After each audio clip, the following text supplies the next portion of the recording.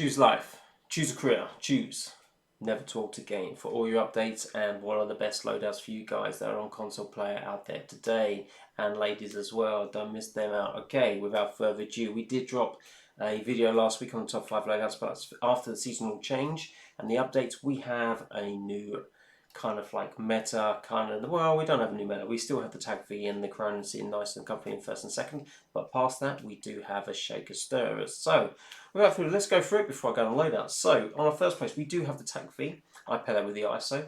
This is my top loadout. Nothing much has changed, it's still the same. Second place we have the CRONEN, slightly easier to use, still not suppressed like the tag V, so you will ping on the map when you're shooting, paired with the ISO. And then we have the RPK. This is now dropped into third place. 75 round mag, saved on your attachment. It's suppressed, it beams, it has pretty much no recoil and hits very hard. Doesn't hit as hard as some of the other guns, but it's definitely up there in top tier, very viable and easy to use. Then we have the KASTOV 7.62, which is the best assault rifle in my mind, has a great headshot multiplier, very easy to use, but the only downside is it has a 40 round mag, and that's a max mag that you can have. If this had a 50-60, this gun would probably be in the top tier, definitely. For quads it's very hard to play with, that's why we resort to the RPK. And then down in fourth place we have the M13B. Absolutely has no recoil, fries like a truck, but doesn't shoot like a truck. It's a bit of a pea shooter. But if you can get those two headshot multipliers, you can fry very quick. Will definitely be faster, more TTK, more powerful than the TAC 56, the ISO and the M4. So if you're rocking those three, ditch it for the M13B. Then when we have you sniper guys covered with the sniper meta, which will be your sniper 50, signal 50, one would say, with the CHIMERA. Then we just have my secondary class, which is rocking something different than the ISO, which is the MP7. And then we have the cheese class. This is the shield people that run around with shields, which are absolutely nice. So I'm going to drop this in as a class for you guys to check out. Then we have the broken TTK in 9th place. This is the LACHMANN 7.62, which has the highest TTK in the game, fries, beams, but has the worst recoil to control you've got. In the close to medium range, okay, but for those long distances, it's not worth it. One thing which is quite good about this, you can switch it to single fire and fire it like a sniper, and you can still get those downs. You will create flinch from the other players, and it will take on snipers quite nicely. Then you have solo play. So if you're rocking in Vond or Ashika, you then are going to rock the LACHMANN 7.62 with the MX9. The MX9 has a fantastic TTK, but only has a very small 30 round mag, so ideal for solos. So without further ado, let's dive in and check out these loadouts. So for the TAC V, we're rocking the Sack-In Tread, the FTAC Ripper for the underbarrel, the high velocity rounds, 50 round drum, and the FSS Combat Grip. So tuning this for the Sack-In, we go 0.7 plus for recoil stabilization and recoil control plus 0.18. For the Ripper underbarrel, we have a plus 0.65 for recoil stabilization and plus 0.3 for aiming idle stability. High velocity, we have a minus 0.45 for recoil smoothness and plus 3.19 for bullet velocity. And for the FSS Combat Grip, we have a 0.58 for recoil steadiness and plus 0.29 for aiming idle stability. And then we have the ISO. The ISO hasn't changed from last time, 45 round mag, the Spiral V 3.5 flash hider, the 7-inch X-Raptor V2, and the optic is the SZ Mini optic and the Demo Fade TAC stock. For the stock we are going minus 0.65 for ADS and plus 2.14 for aiming idle stability. For the optic we have 2.25 for FAR and minus 3 for ADS.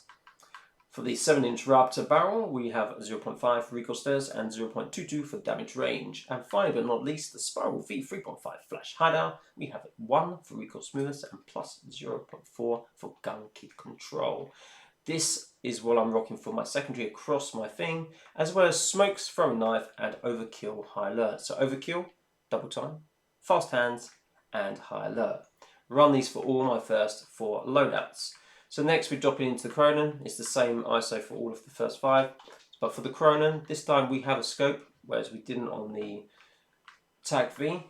This we're running TY-LR8, the 7.6 barrel, the FTAC Ripper, the SZ Recharge DX, and 50 round mag. For the Ripper we're tuning this for maximum recoil stabilisation at 0.8 and plus 0.3 for aim and idle stability. For the muzzle, we are going 0.8 recoil stabilisation and plus 0.35 for recoil control. Trying to keep this gun under control as much as possible, therefore we have once again on the barrel 0.5 for recoil steadiness and 0.4 for damage range. And then for the SZ recharge, we have 0.52 for the eye position, down towards close, and plus 3 for flinch. And that is our CRONEN loadout. Next up, we have the RPK.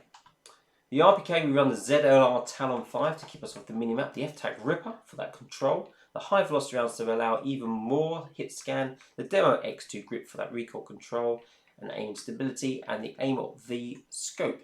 So we start with the AimOp V scope, we go 0.7 down towards close and plus 3 for flinch.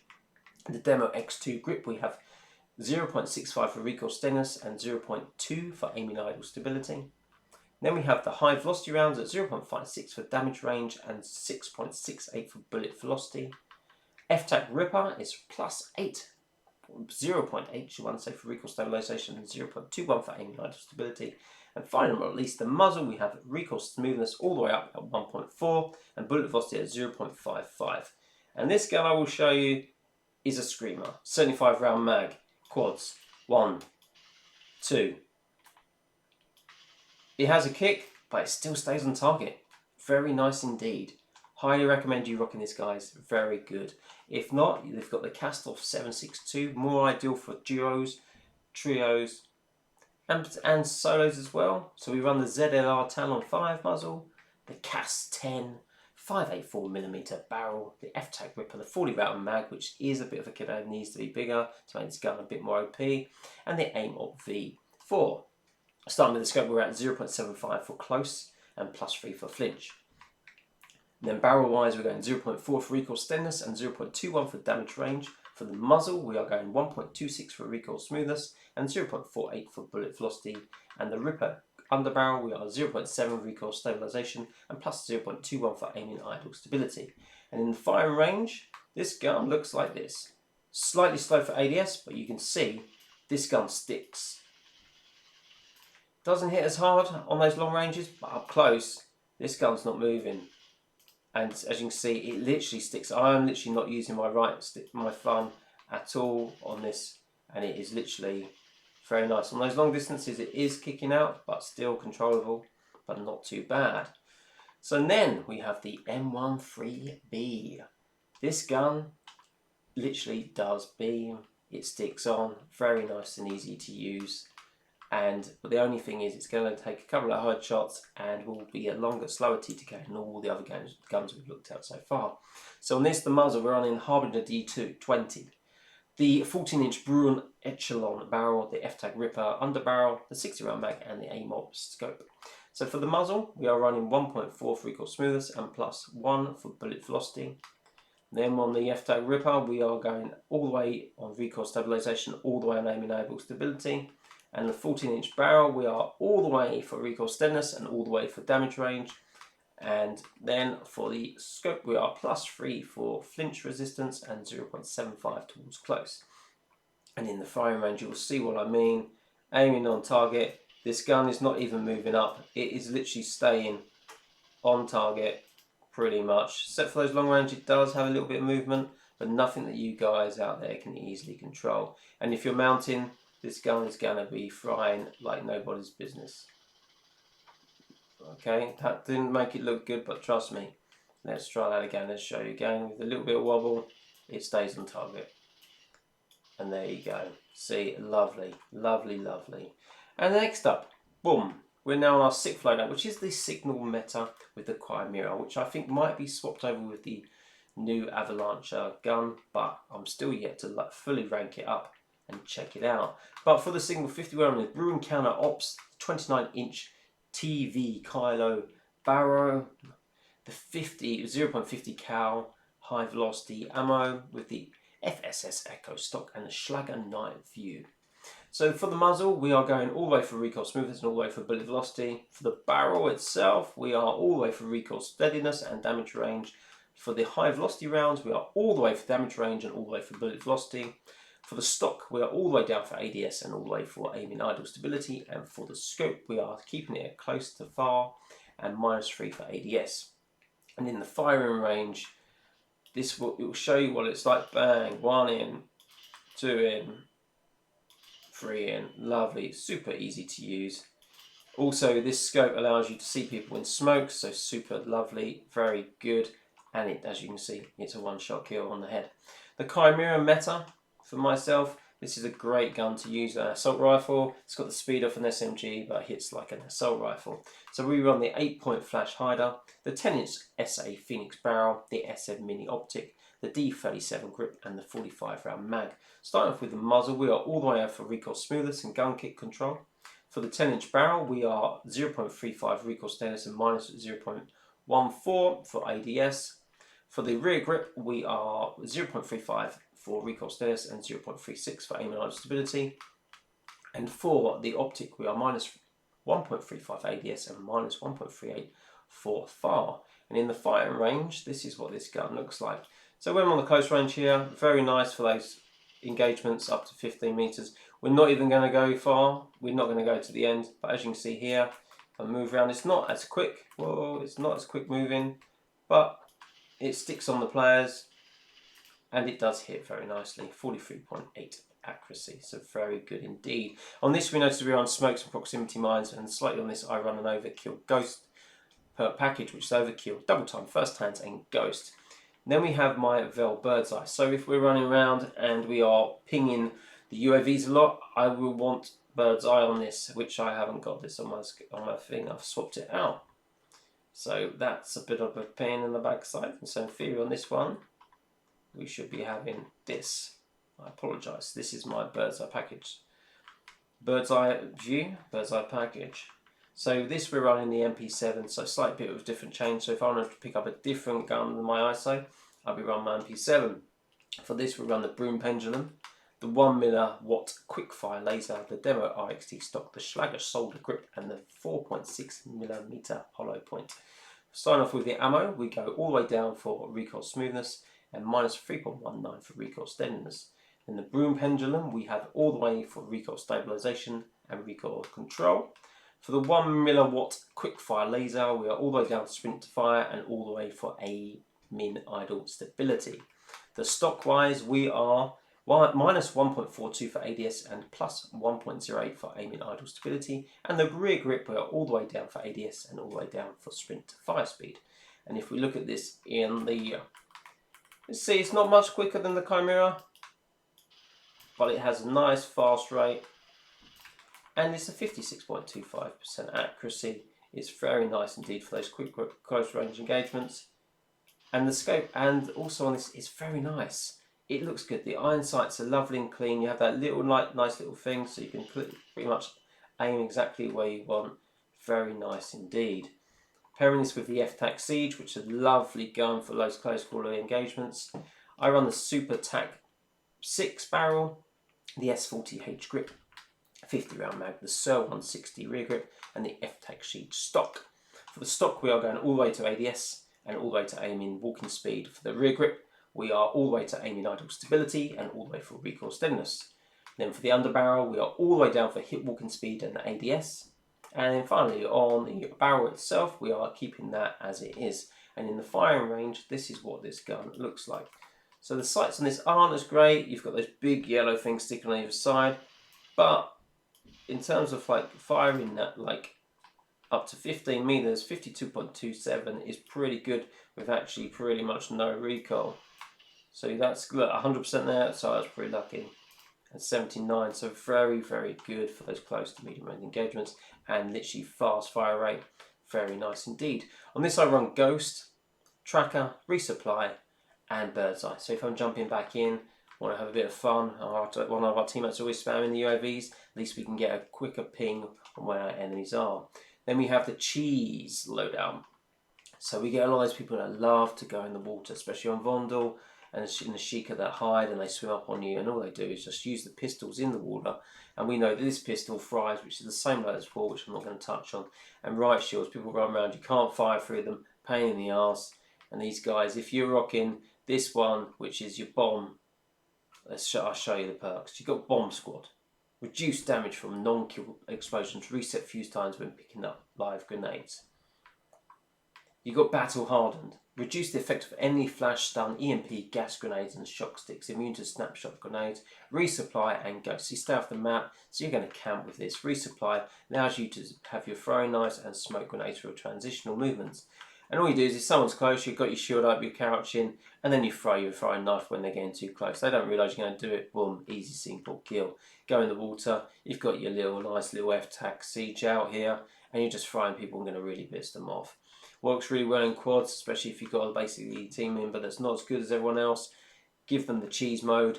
If you guys are fried, he can pretty much stay alive so you guys can reposition, get back into the game. Then we have the broken TTK loadout, which is in 9th place, which is not actually 9th place, it's just there for some random reason. This is the LACHMANN 762. Are you tough enough to handle this gun? Can you control the recoil? I can't, but you might be able to. If you can, close to medium range is pretty doable, but long range is pretty damn freaking hard. I've tried the best to make this the best loadout possible. 50 round mag, FTAC Ripper, the bore 490 muzzle, the 15.9 inch LACHMANN wrap barrel, and the aim op V4 scope. So the 50 round barrel doesn't have anything for the Ripper. We are going all the way for recoil stabilization and 0.18 for aiming idle stability. We are then going with the bore 490 muzzle for 0.28 for recoil control and plus 0.18 for recoil stabilization. And then we go up to the 15.9 inch barrel all the way for recoil steadiness and 0.12 for damage range. And then for the scope we are 0.7 for close and all the way for flinch. And in the flighting range, let's show you what this looks. So aiming down sights, not that quick, that's why I had to adjust it slightly. Single fire, let's put it on full auto. See how quick these guys go down. But see how it bounces up? You have to be like, I'm at like what, 20, 38% there, 38.24% for accuracy. Okay on this 5 meters. Easy. 10, 15 meters, easy. Further afield, it does get the shot done. I'm at 40%, but it is wibbling over. If it gets those hits on, it will fry. If we mount it, let's reload and see what it looks like when we mount. Mounting. And even on far distance, it still kicks. You have to control it. It wibble wobbles to the left and then right. Super hard. You can then switch it over to single shot fire.